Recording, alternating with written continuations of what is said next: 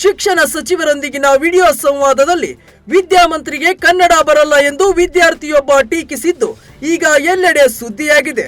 ವಿದ್ಯಾರ್ಥಿಯ ಹೇಳಿಕೆಗೆ ಸ್ಥಳದಲ್ಲೇ ಕೋಪಗೊಂಡ ಸಚಿವ ಮಧು ಬಂಗಾರಪ್ಪ ವಿದ್ಯಾರ್ಥಿಯ ವಿರುದ್ಧ ಕ್ರಮ ಕೈಗೊಳ್ಳುವಂತೆ ಅಧಿಕಾರಿಗಳಿಗೆ ಆದೇಶಿಸಿದ್ದಕ್ಕೆ ಸಾರ್ವಜನಿಕ ವಲಯದಲ್ಲಿ ಆಕ್ರೋಶ ವ್ಯಕ್ತವಾಗಿದೆ. ಉರ್ದು ಅಲ್ಲ ಮಾತಾಡ್ತಾ ಇದ್ದೀನಿ, ಆ ಟಿವಿಯವ್ರು ಬೇರೆ ಅದನ್ನ ಹಾಕೊಂಡು ಹೊಡಿತಾರೆ ನೋಡಿ. ಯಾರು ಅದನ್ನ ಹೇಳಿದ್ರು ಕನ್ನಡ ಬರಲ್ಲ ಅಂತ ಹೇಳಿ ರೆಕಾರ್ಡ್ ಮಾಡಿ take action against them. This is very stupid. ನಾಚಿಕೆ ಆಗಬೇಕು ಅವನಿಗೆ.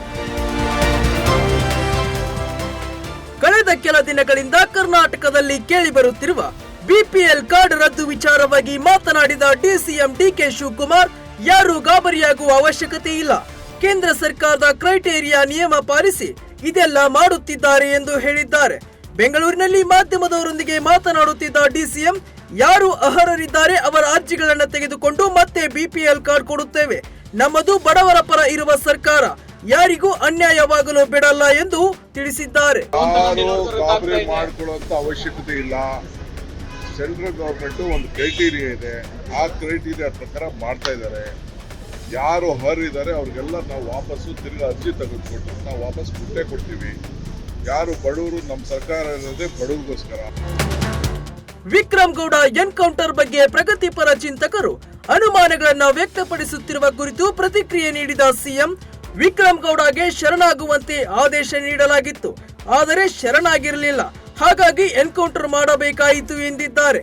ಬೆಂಗಳೂರಿನಲ್ಲಿ ಮಾಧ್ಯಮಗಳ ಪ್ರಶ್ನೆಗೆ ಉತ್ತರಿಸಿದ ಸಿಎಂ, ವಿಕ್ರಮ್ ಗೌಡ ಮೇಲೆ ಅನೇಕ ಕೇಸ್ಗಳಿವೆ. ಕೇರಳ ಸರ್ಕಾರ 25 ಲಕ್ಷ ಹಾಗೂ ಕರ್ನಾಟಕ ಸರ್ಕಾರ 5 ಲಕ್ಷ ಬಹುಮಾನವನ್ನ ಘೋಷಿಸಿತ್ತು, ಅದಕ್ಕಾಗಿ ಎನ್ಕೌಂಟರ್ ಮಾಡಲಾಗಿದೆ. ಇದನ್ನ ನೀವು ಪ್ರಶಂಸಿಸಬೇಕು ಎಂದು ಪ್ರತಿಕ್ರಿಯಿಸಿದ್ದಾರೆ. ಸ್ಟ್ಯಾಂಡಿಂಗ್ ಆರ್ಡರ್, ಅವರು ಸರೆಂಡರ್ ಆದ್ರೆ ಅವ್ರಿಗೆಲ್ಲ ಫೆಸಿಲಿಟಿ, ಅವ್ರು ಸರೆಂಡರ್ ಆಗಲಿಲ್ಲ. ಕೇರಳ ಸರ್ಕಾರ ಅವ್ರಿಗೆ 25 ಲಕ್ಷ ರಿವಾರ್ಡ್ ಕೊಡ್ತಾರೆ, ನಮ್ಮ ಸರ್ಕಾರ 5 ಲಕ್ಷ ರಿವಾರ್ಡ್ ಗೊತ್ತಾಯ್ತಾ. ಅವರು ಸುಮಾರು ಕೇಸ್ಗಳಲ್ಲಿ ಇದ್ರು ಅವರು. ಸೊ ಹಂಗಾಗಿ ಅವ್ರಿಗೆ ಎನ್ಕೌಂಟರ್ ಮಾಡಿದ್ದಾರೆ. ನೀವು ಅಪ್ರಿಶಿಯೇಟ್ ಮಾಡಬೇಕಲ್ವಾ. ಕಳೆದೊಂದು ತಿಂಗಳಿನಿಂದ ಇಡೀ ದೇಶಾದ್ಯಂತ ದೊಡ್ಡ ಸದ್ದು ಮಾಡುತ್ತಿರುವ ಕರ್ನಾಟಕ ವಕ್ಫ್ ಆಸ್ತಿ ಕಬಳಿಕೆ ವಿಚಾರವಾಗಿ ಇಂದು ಮಾಜಿ ಸಂಸದ ಪ್ರತಾಪ್ ಸಿಂಹ ಸಿಎಂ ವಿರುದ್ಧ ಗರಂ ಆದರು. ನೂರಾರು ವರ್ಷಗಳಿಂದ ಇರುವ ಮಠ ಮಂದಿರಗಳು ರಾತ್ರೋರಾತ್ರಿ ವಕ್ಫ್ ಆಗಿ ಬದಲಾಗುತ್ತಿದೆ, ಇದಕ್ಕೆ ಜನ ಎಚ್ಚೆತ್ತುಕೊಂಡಿದ್ದಾರೆ, ರೊಚ್ಚಿಗೆದ್ದು ಬೀದಿಗಿಳಿಯುತ್ತಿದ್ದಾರೆ ಎಂದರು. ಮುಂದುವರೆದು, ಸಿದ್ದರಾಮಯ್ಯ ಸರ್ಕಾರ ಬಂದಾಗಲೆಲ್ಲ ಬಹುಸಂಖ್ಯಾತರು ಆತಂಕದಲ್ಲಿಯೇ ಬದುಕುವ ವಾತಾವರಣ ನಿರ್ಮಾಣವಾಗುತ್ತಿದೆ ಎಂದು ಸಿಎಂ ಮೇಲೆ ವಾಗ್ದಾಳಿ ನಡೆಸಿದರು. ನೂರಾರು ವರ್ಷದಿಂದ ಪೂಜೆ ಪುನಸ್ಕಾರ, ಅಕ್ಷರ ಅನ್ನದಾಸೋಹ ಮಾಡ್ಕೊಂಡು ಬರ್ತಿರೋಂಥ ಮಠಗಳು ಕೂಡ ಏಕಾಏಕಿ ರಾತ್ರೋರಾತ್ರಿ ಅದು ವಕ್ಫ್ ಆಸ್ತಿಗಳಾಗಿ ಬದಲಾವಣೆ ಆಗ್ತಾ ಇದ್ದಾವೆ. ಇವತ್ತು ಸಿದ್ದರಾಮಯ್ಯನವರ ಆಡಳಿತದಲ್ಲಿ ಈ ರೀತಿ ಬದಲಾವಣೆಗಳು ಆಗ್ತಾ ಇರೋದ್ರ ಬಗ್ಗೆ ಯಾರಿಗೂ ಆಶ್ಚರ್ಯನೂ ಕೂಡ ಇಲ್ಲ. ಈ ಸಾರಿ ಮಾತ್ರ ಜನ ಎಚ್ಚೆತ್ಕೊಂಡಿದ್ದಾರೆ, ಜನ ರೊಚ್ಚಿಗೆದ್ದಿದ್ದಾರೆ, ಜನ ಬೀದಿಗಿಳಿತಾ ಇದ್ದಾರೆ. ಅದೇನು ಅಂತ ಗೊತ್ತಿಲ್ಲ.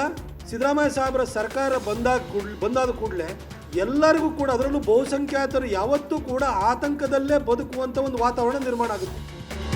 ಸಂಗೀತ ಮಾಂತ್ರಿಕ ಎಆರ್ ರೆಹಮಾನ್ ಅವರ ದಾಂಪತ್ಯದಲ್ಲಿ ಬಿರುಕು ಮೂಡಿದೆ. ಎಆರ್ ರೆಹಮಾನ್ ಅವರ ಪತ್ನಿ ಸೈರಾ ಬಾನು ಸುಮಾರು 3 ದಶಕಗಳ ದಾಂಪತ್ಯ ಜೀವನ ಕೊನೆಗೊಳಿಸಲು ನಿರ್ಧಾರ ಮಾಡಿದ್ದಾರೆ. ಎಆರ್ ರೆಹಮಾನ್ 1995ರಲ್ಲಿ ಸೈರಾ ಬಾನು ಅವರನ್ನ ವಿವಾಹವಾಗಿದ್ರು. ಈ ದಂಪತಿಗೆ ಖತೀಜಾ, ರಹೀಮಾ ಮತ್ತು ಅಮೀನ್ ಎಂಬ 3 ಮಕ್ಕಳಿದ್ದಾರೆ.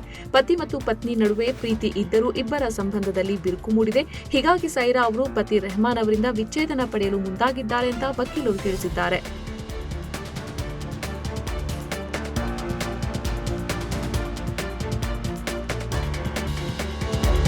ಹಾಲಿ ಫಿಫಾ ವಿಶ್ವಕಪ್ ಚಾಂಪಿಯನ್ ಫುಟ್ಬಾಲ್ ದಿಗ್ಗಜ ಮೆಸ್ಸಿ ಸಾರಥ್ಯದ ಅರ್ಜೆಂಟೀನಾ ಫುಟ್ಬಾಲ್ ತಂಡ ಮುಂದಿನ ವರ್ಷ ಅಂತಾರಾಷ್ಟ್ರೀಯ ಸೌಹಾರ್ದ ಪಂದ್ಯಕ್ಕಾಗಿ ಕೇರಳಕ್ಕೆ ಭೇಟಿ ನೀಡಲಿದೆ. ಇದು ಕೇರಳದ ಫುಟ್ಬಾಲ್ ಪ್ರೇಮಿಗಳಿಗೆ ಒಂದು ಕೊಡುಗೆಯಾಗಲಿದೆ ಅಂತ ಕೇರಳ ಕ್ರೀಡಾ ಸಚಿವ ವಿ ಅಬ್ದುರ್ರಹಿಮಾನ್ ತಿಳಿಸಿದ್ದಾರೆ. ಕೇರಳದಲ್ಲಿ ಸುದ್ದಿಗೋಷ್ಠಿ ನಡೆಸಿದ ಅವರು, ಕೇರಳದಲ್ಲಿ ಅರ್ಜೆಂಟೀನಾ ತಂಡಕ್ಕೆ ಅಪಾರ ಅಭಿಮಾನಿಗಳಿದ್ದಾರೆ, ನೆಚ್ಚಿನ ತಂಡ ಆಡೋದನ್ನು ನೋಡಲು ನಮ್ಮ ಜನರು ಉತ್ಸಾಹದಿಂದ ಇದ್ದಾರೆ ಅಂತ ಹೇಳಿದ್ದಾರೆ.